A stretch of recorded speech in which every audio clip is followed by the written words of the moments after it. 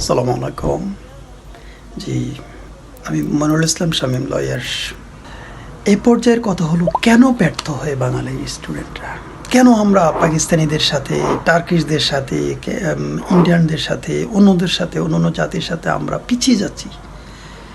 আমি বলবো, তারা যে পরিমাণ আইটি এবং ইংরেজিতে দক্ষতা রয়েছে, ওই তুলনায় আমরা শিশু।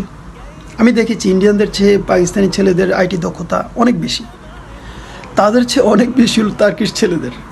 নিজে আমার অনেক বন্ধু আছে এই বেল্টের, অনেকগুলো ছেলের সাথে আমার প্রতিদিন পড়াশোনা করতে হয়, রিসার্চ নিয়ে কাজ করতে হয়, তাদের সাথে প্রফেশনাল ফিল্ডে কাজ করতে হয়।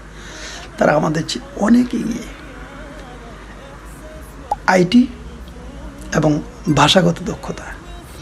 বাট ক্লাসে যখন আসি, টপিক বেজে আলোচনা হয়, তখন কিন্তু বাঙালি ছেলেরা বরাবরই ওদের চেয়ে ভালো করে, রেজাল্টও ওদের চেয়ে আমাদের আলহামদুলিল্লাহ ভালো।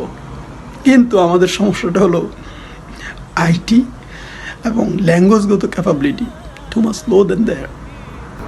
আমি বলবো, আপনার উপযুক্ত সময়, আপনি যদি গার্ডিয়ান হয়ে থাকেন, কোনো অভিভাবক হয়ে থাকেন, তাহলে পঞ্চম শ্রেণী নয়, তৃতীয় শ্রেণী থেকে শুরু করবেন। বাচ্চাটারা আইটি অথবা ল্যাঙ্গুয়েজগত দক্ষতাটা শুরু করতে হবে তৃতীয় শ্রেণী থেকে।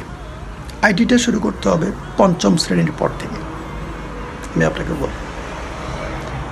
আর যারা স্টুডেন্ট, যারা স্টাডি করছেন, তাদের জন্য বলবো, যে লেখেন্স আছে ফাইন্ড আউট করেন, তালিকা করেন, লিখেন।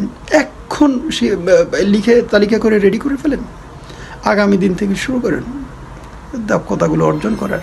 বেশি দিন লাগে না আইটি দক্ষতা অর্জন করতে, 6 মাস এনাফ। যে কোর্সগুলো করতে, আপনি তো জানেন কী কী করতে হবে, করে ফেলেন এগুলো। Part time, just every day only 1 hour you need, not long, just 1 hour per day. And আপনাকে কী করতে হবে? আপনার ভাষাগত দক্ষতা ধরেন অর্জন করার জন্য তো প্রতিদিন 5 থেকে 6 ঘন্টা পড়াশোনা করবেন যখন আপনি ইউনিভার্সিটিতে অ্যাডমিশন নেবেন তার আগে। আর ইন জেনারেল পার ডে আপনাকে 1 ঘন্টা সময় রাখতে হবে।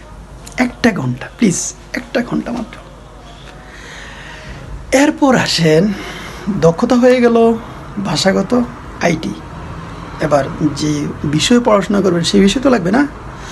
অবশ্যই আপনাকে বেস্ট স্কিল্ড হতে হবে, যাতে আমাদের সাথে, বাঙালিদের সাথে, বাংলাদেশি ছেলেদের সাথে, ছেলে মেয়েদের সাথে ওয়ার্ল্ডের যে কোনো ইউনিভার্সিটিতে, যে কোনো প্রতিষ্ঠানে, যে কোনো দেশের ছেলে মেয়েদের সাথে আমরা কম্পিটিশন করে টিকতে পারি। সেই জন্য ব্যাপক ওই সাবজেক্টিভ দক্ষতা অর্জন করে ফেলতে হবে, টপ টু বটম পড়ে ফেলতে হবে। কী আছে, একটু চোখ বুঝে দেখেন, মাত্র 6 মাস স্টাডি করলে একটা সাবজেক্টের কিছুই থাকে না।